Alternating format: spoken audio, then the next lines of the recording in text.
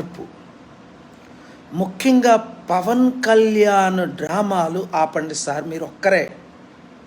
ఇప్పుడు ఆయన రెచ్చిపోతున్నాడు సనాతన ధర్మంతో అంటూ. మేము ఆయన్ని ఫాలో అయ్యాం, ఆయన ఒక నీతిపరుడు అనుకొని, యూత్ తరపున ఉంటాడు అనుకొని, కమ్యూనిస్టులతో కలిసినప్పుడు సిపిఐ సిపిఎం బిఎస్పి మాయావతి పాదాల మీద పడినప్పుడు నిజంగా ఆయన మాకు ఏదో మేలు చేస్తాడని నమ్ముకున్నాం. ఇప్పుడు ఆయన చుట్టూ ఉన్న పెద్దవారు అందరూ ఆయన్ని విడిచిపెట్టేసిన కారణం మీరు ఒక్కరే ఎత్తి చూపిస్తున్నారు నేషనల్ ప్లాట్ఫామ్లో. కారణం ఏంటని అడిగాను. నేను చెప్పాను ఆయనకు ఒకటే కారణం. వాళ్ళ అన్నయ్య ప్రజారాజ్యం పెట్టినప్పుడు 2008లోనే చెప్పాను, వీళ్ళంతా హోల్సేల్గా Pawan Kalyan youth president, Chiranjeevi president, Allu Aravind, Nagababu, వాళ్ళ అందరూ కూడా ఒకే పార్టీ కొరకు పనిచేశారు.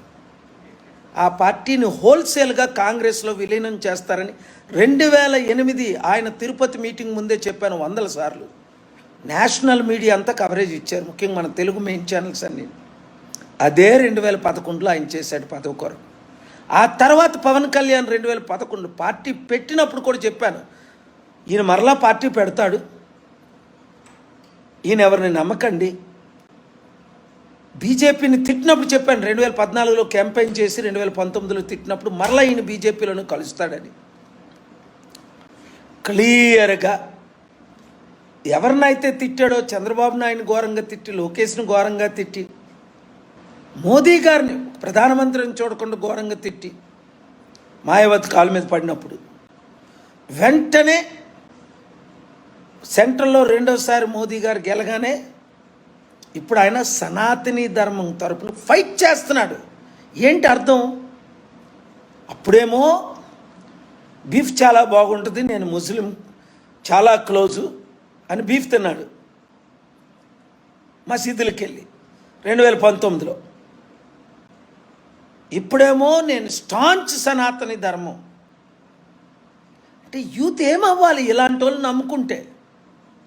కనుక ఇప్పుడైనా నేను మాట్లాడుతుంది మీ ప్రశ్నలందరికీ జవాబు చెప్తున్నాను. హిందువులందరూ, ముస్లింలందరూ, క్రిస్టియన్స్ అందరూ, నిరుద్యోగులందరూ, ఉద్యోగులందరూ, దేశాన్ని కాపాడదాం అన్నవారు అందరూ, రాష్ట్రాన్ని కాపాడదాం అన్నవారు అందరూ, వినండి, అభివృద్ధి చేద్దాం అన్నవారు మీరందరూ ఏదో గ్రూపులు ఉంటారు. వీరందరూ మీరు ఒకటే పని చేయాలి. ఈ దొంగ రాజకీయ కుటుంబ కుట్ర రాజకీయ నాయకులు మరి నమ్మకూడదు ఎవరిని. ఇప్పుడున్న రాజకీయ నాయకులందరూ అమ్ముడిపోయారు. అందుకనే అంబేద్కర్ తర్వాత అంబేద్కర్ లాంటి గద్దరన్న వేల పాటలు అన్ని భాషల్లో రాసి కాంగ్రెస్ని, సిపిఐని, సిపిఎంని, బీజేపీని, బీఆర్ఎస్ని, కేసీఆర్ని, రేవంత్ రెడ్డిని, సోనియా గాంధీని, మోదీ, అమిత్ షాని కాదని చనిపోయే ముందు 1 ఇయర్ ఓపెన్గా 15 సార్లు మన ఆఫీస్కి వచ్చి ప్రజాశాంతి పార్టీలో చేరాడు. Chief secretary Danamayya IAS Mala, chief secretary Rosaiah IAS Madiga. కులాలకు అతీతమైన పార్టీ ఉండాలి అంటే, మతాలకు అతీతమైన పార్టీ ఉండాలి అంటే, అభివృద్ధి చెయ్యాలి అంటే, ఎకానమీ ఇంప్రూవ్ అవ్వాలి అంటే, సెక్యులరిజం కాపాడాలి అంటే, ఇప్పుడు నేను చెప్తున్నాను, మీరు యూత్ వినండి బాగా.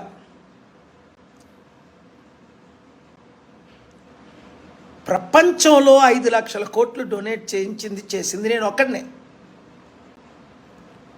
1,00,000 రూపాయలు నాకు, నా భార్య, పిల్లల కుటుంబానికి లేకుండా సమస్తం సద్దాబసోపేట సంగారెడ్డిలో 1200 ఎకరాల్లో చారిటీ 1000 కోట్లు. నా సొంత డబ్బు మీ అందరి కొరకు పనిచేసింది దేనికి? ఇప్పుడు దేశం పాడైపోతుంది, రాష్ట్రం పాడైపోతుంది, సర్వనాశనం అయిపోయింది. కాపాడడానికి దేవుడు నన్ను పంపాడు. ప్రజాశాంతి పార్టీ క్రైస్తవులను, ముస్లింలను, హిందువులను కాపాడి అంబేద్కర్ ఆశయాలు, సెక్యులరిజంను కాపాడడమే నా ధ్యేయం. 2007 జూన్ 8 చెప్పాను. టీవీ 9 8 గంటలు ఇంటర్వ్యూ చేసినప్పుడు రజనీకాంత్,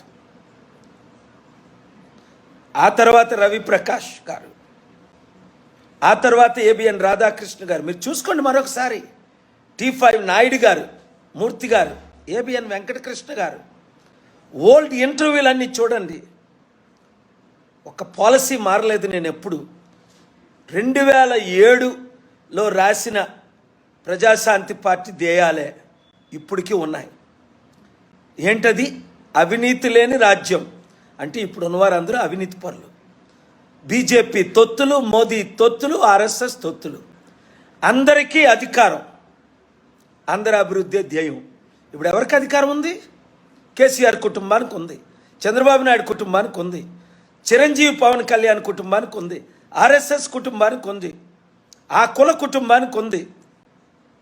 12 మంది రెడ్డిలు 5% ఉన్నోళ్ళు 2 రాష్ట్రాల్లో ముఖ్యమంత్రులు 12 మంది అయ్యారా? 5% ఉన్న రెడ్లు, 60% ఉన్న బీసీలు ఒకడు ఎందుకు కాలేదు? అంబేద్కర్ ఎందుకు కాలేదు? ఒక మంత్రి ఎవరో చేస్తే కాదు, ఆయన పోటీ చేస్తే ఎంపీగా గెలవనివ్వలేదు. నన్ను ఏ విధంగా ఈవీఎంలతో ఓడించారో విశాఖపట్నంలో, అలాగా ఆ రోజు డాక్టర్ బిఆర్ అంబేద్కర్ని. ఎందుకంటే ఆయన పవన్ కళ్యాణ్ లాగా, చిరంజీవి లాగా, రేవంత్ రెడ్డి లాగా అన్ని పార్టీలు మారలేదు. రేవంత్ రెడ్డి ఏబీపీ, బీజేపీ, తర్వాత ఆర్ఎస్ఎస్, తర్వాత తెలుగుదేశం, తర్వాత కాంగ్రెస్. అర్థం చేసుకోండి. ఎవరి గురించైనా మీరు ప్రశ్నలు అడగండి. కనుక నిన్న అనేక మంది Muslim leaders, Hindu leaders, Christian leaders, sir మీరు కమిటీలు వేయండి, వేస్తున్నా 7569441275 లక్షల మంది చేరిపోయారు. ప్రతి ఒక్కరూ, ముఖ్యంగా మన తెలుగు రాష్ట్రాల్లో ఉన్నవారు, విదేశాల్లో ఉన్న 5 కోట్ల తెలుగు ప్రజలు, మీరు దేశ రక్షకులు కావాలంటే మీ గ్రామాలకి ఈ మెసేజ్ పంపించండి ఇమీడియట్గా. ప్రతి ఒక్కరూ ఫార్వర్డ్ చేయండి, లక్షల మందికి చూపించండి. దేశాన్ని కాపాడదాం, రాష్ట్రాన్ని కాపాడదాం, మన గ్రామాలను కాపాడదాం.